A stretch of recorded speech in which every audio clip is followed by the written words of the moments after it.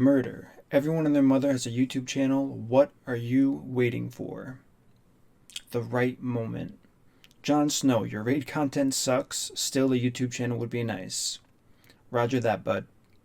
I'm from Antarctica. No, you're not. And can't watch you stream live. Consider a real platform, idiot. Quality meme. Not everyone lives in America. Make a damn YouTube channel. P.S. Winter is coming. Winter is here. Has anyone ever told you that you look a bit like... Well, that's enough of that. You guys asked for a YouTube channel? You got it. Hit him with the intro.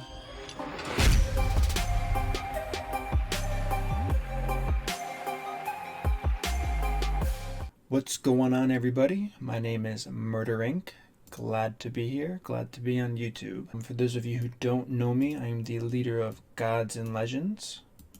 We're doing pretty okay right now. Getting ready for Clan Wars. Whenever the hell that's going to come out. It's not even on the roadmap, so not looking too good. But today, I am here to talk to you about not deals, because we know the deals are, you know. Let me just collect this and we'll get right into it. Gotta have them books. So, we're going to talk about a new champion that, I don't want to say came out of nowhere, but people have used him, people knew about him, and he kind of resurfaced due to AI changes. He was probably just as good before. We just never really did the testing on him to really understand this kit.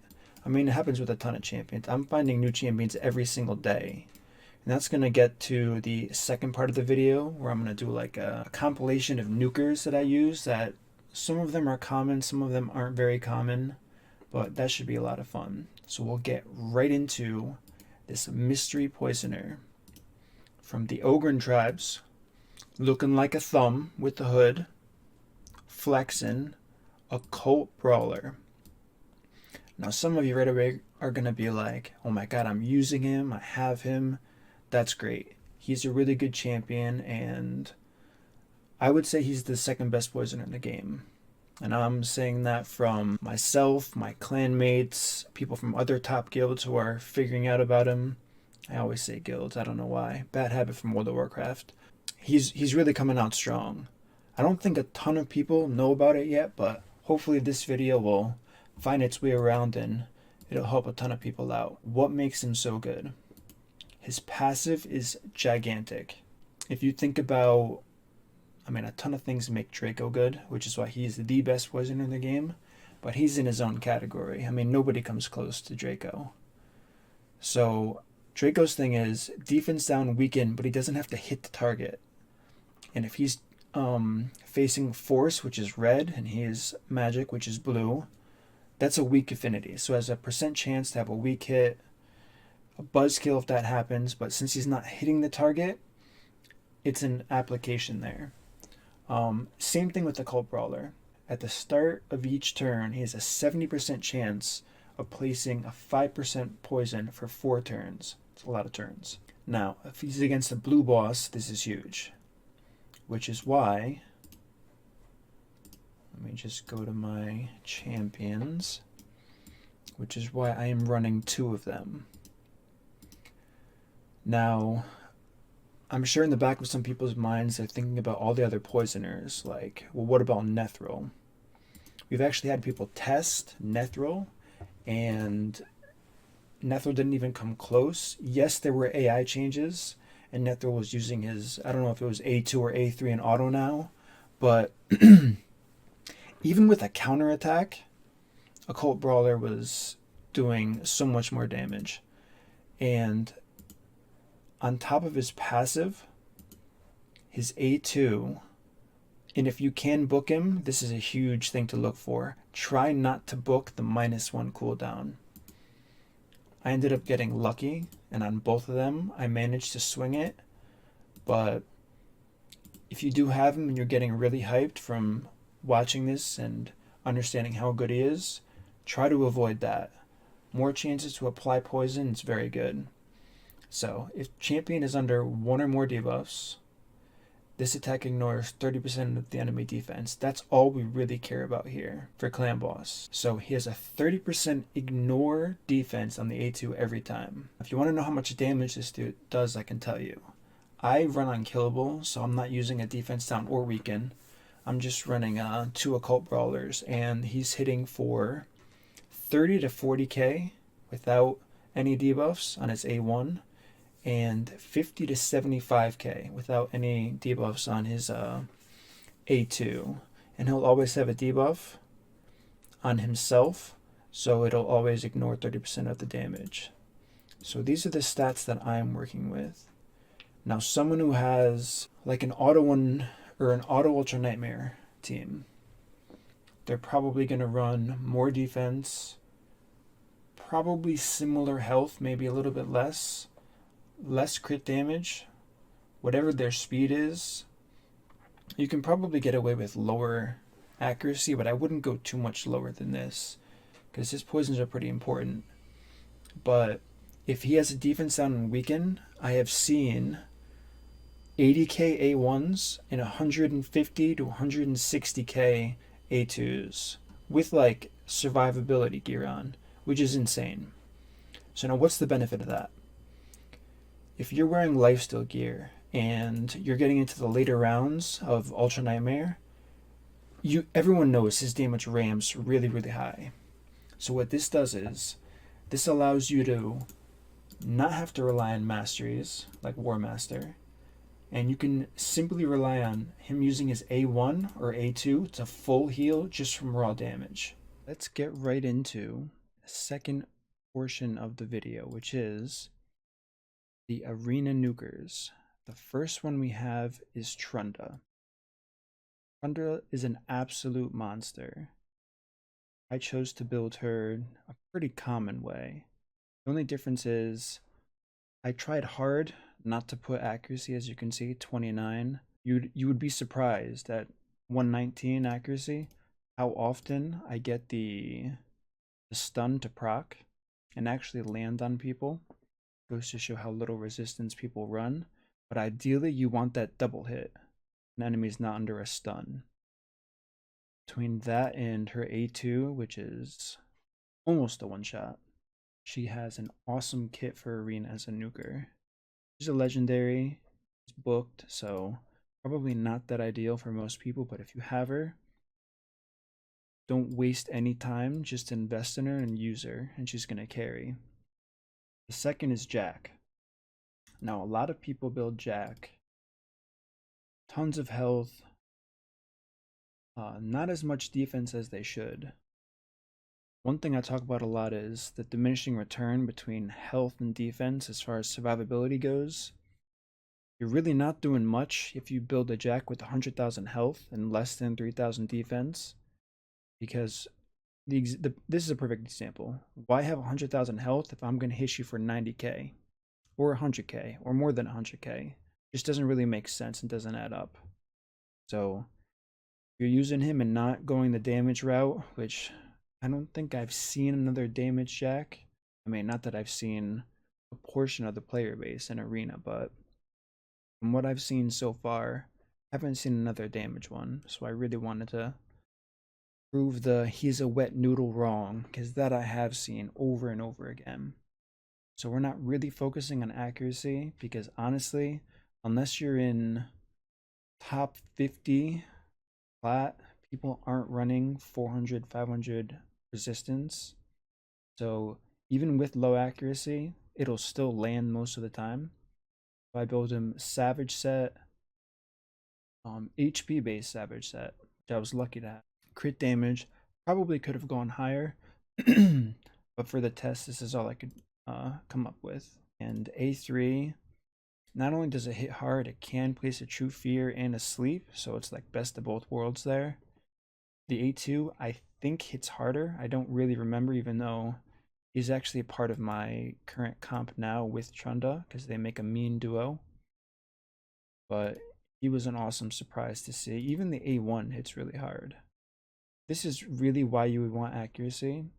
Obviously the fear is good, but if you can't kill them with the tanky one and you want to steal buffs, your A1's the go-to for sure. Next, we have Yannicka. If you've ever heard the name MurderINC and it hasn't been through my stream, you know that I talk about Yannicka all the time. People like to call her trash. That is fine. Let them buffer. I will be very happy. All of her skills have better multipliers than Skull Crown, so that should be a Skull Crown's very known for how hard she can hit. That should be the number one indicator there on what you can do with her. The A2 has one of the highest multipliers in the game, so she's in my Fire Knight team for farming. That gives me my fastest time, and she's critting the Fire Knight for like 180k with her A2. In Arena, it's a guaranteed one-shot, doesn't matter who the champion is. All you need is a defense down on them, and you're golden. I like the Veil a lot.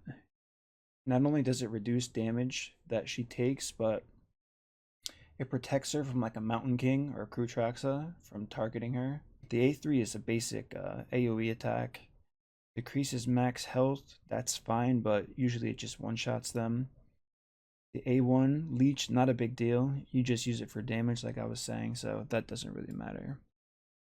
Next we have the defense-based champion, Umbral Enchantress. Now, I found this out while I was, during the fusion, I saw her, and I was building someone's account on stream, and they had pulled her, and I said, you know what, let's see how she does in the early campaign for you.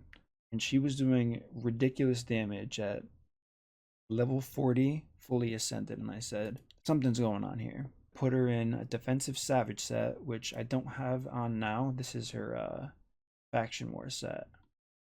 But I put her in a defensive savage set, and as you'll see from the clips coming up, the A3 and A2 do a ton of damage. On top of, I mean, you have utility here as well. Block buffs, and then followed by a 100% chance to provoke, putting an unkillable buff on herself. So that's awesome. Now we got Seer. That's someone I forgot to mention who's in this comp as well.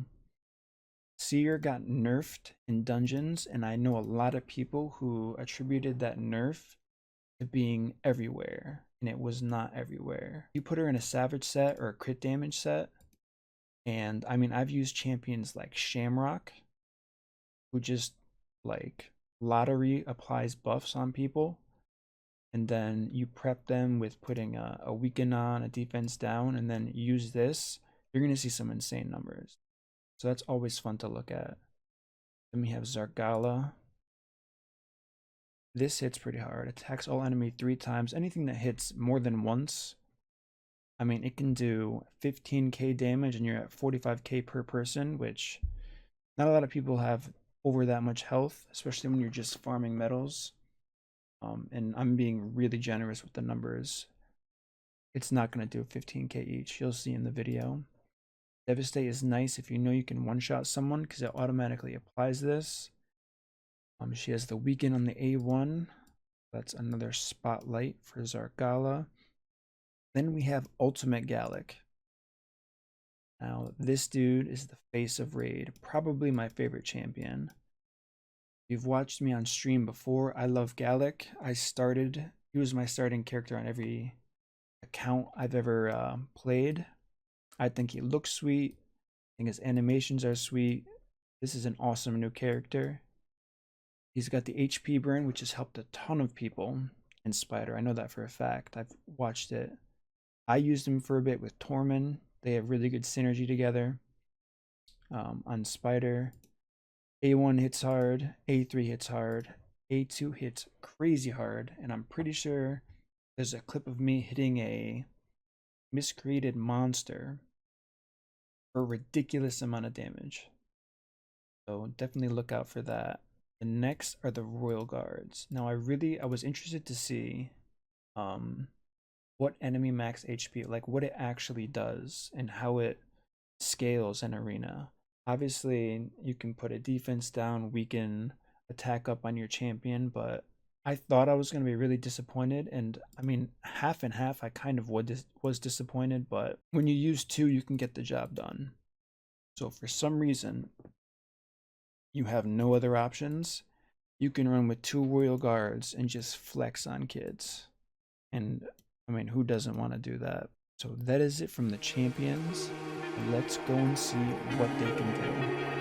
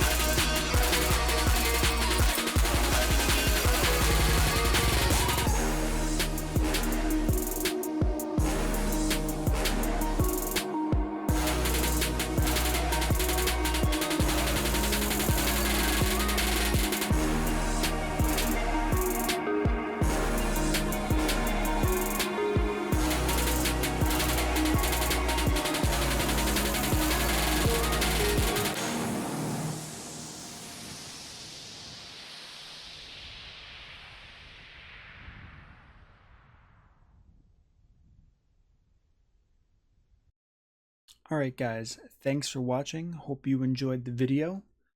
Make sure to leave a comment below on who you enjoyed seeing in Arena and what kind of video you want to see next. Until next time, peace.